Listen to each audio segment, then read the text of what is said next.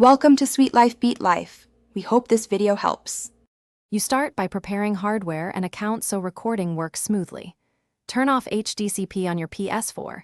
This allows a capture device to receive clean HDMI. Connect the capture card.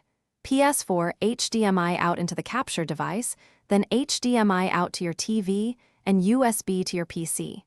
Sign into PlayStation Network and link your YouTube or Twitch account now, because once done you can publish content and claim monetization permissions when uploading. Make sure to verify your channels before recording. Next, record and optimize so videos attract viewers and a higher CPM. Choose 1080p60 when possible or 720p60 to reduce file size. Set export bitrate between 6 and 10 Mbps for clear uploads. Record local files through your capture software, and balance game, voice, and music audio so speech is prominent.